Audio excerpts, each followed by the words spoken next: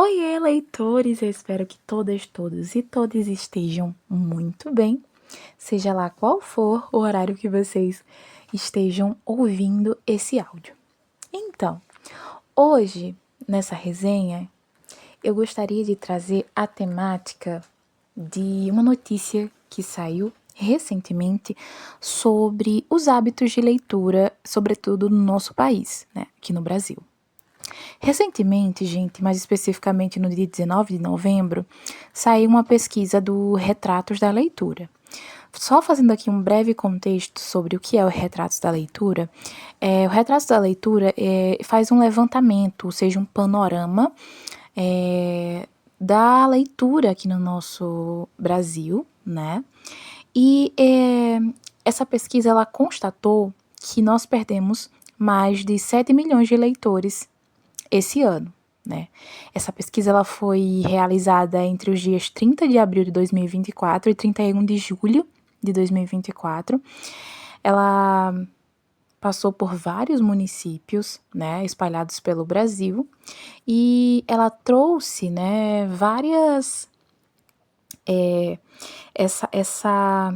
essa perca, né, de adeptos à leitura em diversos contextos, seja a falta de incentivo nas escolas, seja a falta de incentivo à leitura no ambiente familiar, e cabe a nós, todos nós, pensarmos e refletirmos o que está acontecendo, né? O que está acontecendo para que isso ocorra. E pensando nisso, eu me recordei, e por isso que eu trouxe aqui para vocês, os livros que me fizeram realmente engatar no hábito da leitura. Eu não sei se eu comentei aqui, eu acredito que sim, que eu comecei a ler com frequência desde 2019, por incentivo de uma professora de língua portuguesa e literatura, né? E ela sempre nos trouxe e nos falou o seguinte: literatura é literatura, independentemente se é um livro. Você não precisa começar a ler por um livro de 1.500 páginas. Você não precisa começar a ler um livro com palavras extremamente rebuscadas. Comece a ler por livros pelos quais tenham assuntos que você se interesse, até porque vocês estão amadurecendo. E eu comecei a ler, gente, livros que possuíam adaptações cinematográficas que foram baseadas nessas literaturas. E eu gostaria de trazer essas indicações, e a primeira indicação que eu trago aqui para vocês é a tetralogia, porque eu acho que a gente nem pode mais chamar de trilogia, Jogos Vorazes, né? Porque agora tem um quarto livro, que foi lançado em 2020, né? Que é a história do Coriolanus, mas nós vamos começar contando a história de fato, como surgiu, né? Os Jogos Vorazes. Esse livro, ele é uma distopia, na verdade, né? Esses livros são distopias e vai contar a história de um país que foi devastado, né? Ele foi tomado por um governo autoritário, que está nas mãos do Coriolanus, que é o presidente, e cada distrito, e esse país, né, que a gente pode chamar assim, ele é composto por 12 distritos, mais a capital, que é onde fica, assim, o suprassumo dos subsídios, tudo do bom e do melhor está na capital. E cada distrito desses é responsável por um insumo, por exemplo. Tem um distrito que é responsável pela produção da tecnologia, tem distrito que é responsável pela produção de carvão, tem distrito que é responsável pelo ouro, e assim sucessivamente. O livro ele vai contar a história da Katniss Everdeen, que se voluntariou no lugar de sua irmã Prim para participar dos Jogos Vorazes, que é basicamente um reality show que acontece todos os anos, tá, gente? Onde a capital, né, escolhe 2 pessoas de cada distrito, ou seja, são 24 participantes, né? De cada distrito é um casal, tá bom? E essas pessoas, eles vão para uma floresta que é projetada exclusivamente para isso, pasmem. É uma floresta extremamente tecnológica, projetada exclusivamente para os Jogos Vorazes, que é transmitido pela TV. E como é que funciona esses Jogos Vorazes? Gente, os Jogos Vorazes é um jogo onde vão acontecer diversas coisas, né? Várias coisas que eu não vou contar aqui, e que só uma pessoa vai ganhar esse prêmio, que é riqueza abundante, né? E uma pessoa só vai ganhar e o restante vai ser eliminada. Para onde essas pessoas são eliminadas? Gente, não é uma coisa tão simples de ser eliminada e voltar para casa e continuar assistindo, né? Como em outros realities aqui que a gente sabe, né? Não, essas pessoas simplesmente são eliminadas porque elas são mortas. Ou elas morrem por algum motivo natural, desidratação, ou elas são mortas pelos participantes para a sua própria sobrevivência, né? E, gente, eu não vou contar mais, porque aí vocês leem e aí vocês vão ver o desenrolar da história.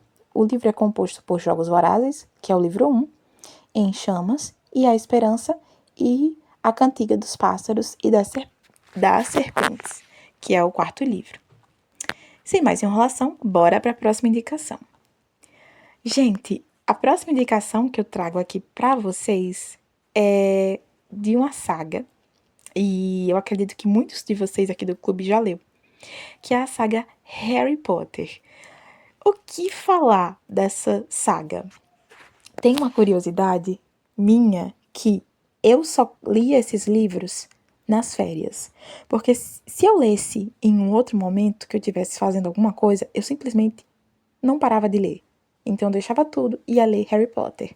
Sabe aquele tipo de livro que você começa a ler e amanhece o dia lendo? Exatamente. É Harry Potter. Gente, eu comecei a ler Harry Potter e foi muito marcante pra mim, eu acredito que porque a gente estava naquele momento pandêmico. Eu comecei a ler Harry Potter no dia 25 de dezembro de 2020 e terminei a saga no dia 29 de dezembro de 2021. Ou seja, um ano, né, pra poder terminar. Mas, gente, eu digo a vocês, eu fiquei numa espécie de luto porque acabou a série. E eu me sentia como se eu realmente tivesse na história, sabe? O sentimento, eu me sentia parte daquele lugar. As descrições, elas são tão vívidas que eu conseguia imaginar sensorialmente como era a escola de Hogwarts, sabe? Tudo. Cada laboratório, cada aula de herbologia, tudo. Eu me identificava muito, sabe?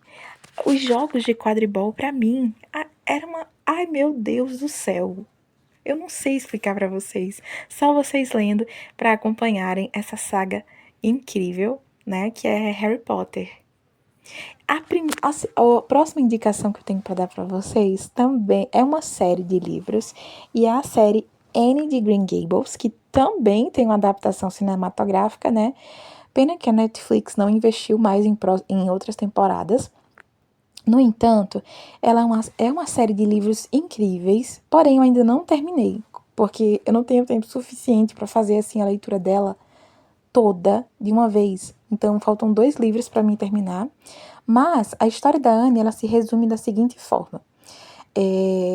O casal de irmãos, Marilla Cuthbert e Matthew Cuthbert, eles, naquela época, gente, bem há muito tempo atrás, muitas vezes famílias que não tinham, assim, famílias formadas, por exemplo, não eram casados, enfim, eles pegavam crianças de orfanato para adotarem essas crianças para que elas trabalhassem nas suas propriedades, ou seja, ajudassem na casa, na questão da agricultura, porque naquela época não existia muita coisa de regulamentação, né?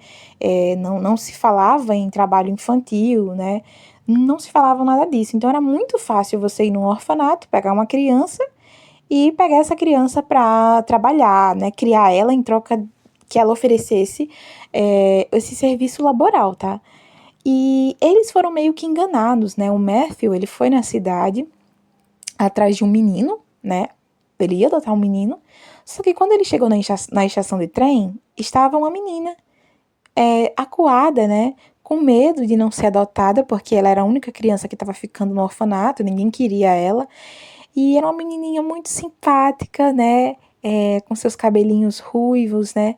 E ela, de imediato, né, quando ela percebeu que o Matthew não era quem ele esperava, ela começou a falar, pedir para que ele adotasse ela, por favor, porque... E ela convenceu ele em segundos, né? Ele simplesmente ele não se via mais sem aquela menininha tagarela, aquela menininha comunicativa. A Marilla foi muito mais difícil, né, para ela conquistar, mas ela conquistou, gente.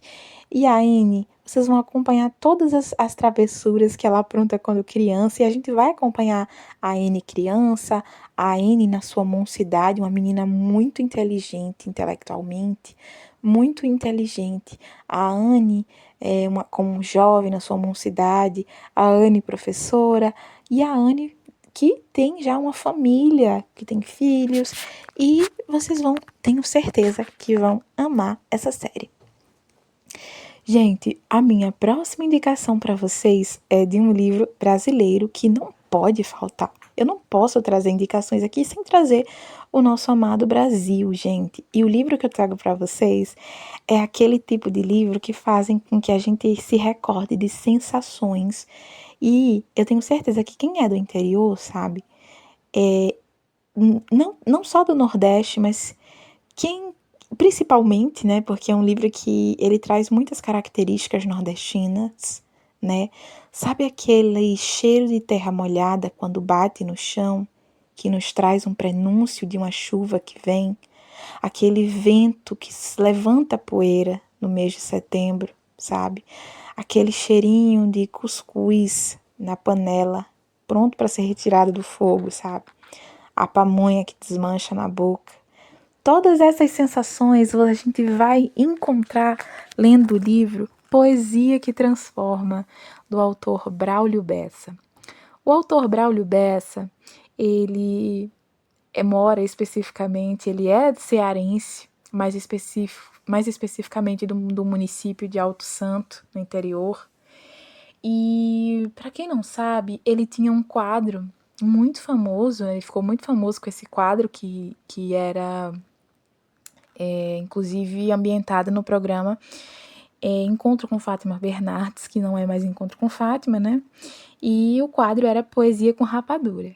E nesse livro ele vai intercalando entre a sua história e os poemas que ele escreveu. E cada poema, gente, tem uma história tão bonita por trás dele. E é aquele tipo de livro que lhe lembra assim, sabe aquela sobremesa preferida sua que você come, mas você come aos pouquinhos, que é para você se deleitar com o sabor, sabe? Que você não quer que acabe, por isso que você come aos pouquinhos. Exatamente é esse livro. Esse livro, ele é bem curtinho, mas o que você não quer parar de ler, sabe? Então você lê assim aos pouquinhos, porque não quer que acabe. E, gente, esse livro é incrível demais. Poesia que Transforma, eu super indico para vocês. E essas são as indicações que eu trago para vocês, sabe? Foram livros que me marcaram muito, que me fizeram realmente gostar de ler, sabe? E a partir desses livros, eu embarquei em muitas outras leituras, inclusive leituras bem mais difíceis, que eu nem imaginava que eu conseguiria ler. E é exatamente isso, gente. Você precisa ler algo que você realmente se identifique, porque literatura é literatura. E ela é literatura por si. E não precisa de livros específicos, né? Para que isso seja uma literatura, seja gibis, sejam livros em quadrinhos, que eu também comecei a ler livros em quadrinhos há pouquíssimo tempo, devido à acessibilidade. Mas a leitura é algo inexplicável. A leitura, como eu já disse nos dias anteriores, é um passaporte para outros países, outras culturas, outros mundos, dá asas à nossa imaginação, dá asas à nossa criatividade, né? E nos beneficia nas mais diversas formas. E é isso, queridos leitores, a resenha de hoje foi essa. Eu espero que vocês tenham gostado das indicações. E vocês, tem algum livro preferido que vocês se identificaram e que fizeram com que vocês de fato engatassem no hábito da leitura? E aí, vocês têm algum? Caso sim, indiquem, falem um pouquinho deles para nós. E é isso, gente. Caso vocês se interessem por algum livro desses, podem pedir que eu envio para vocês, né? E é isso, gente. Até a próxima resenha.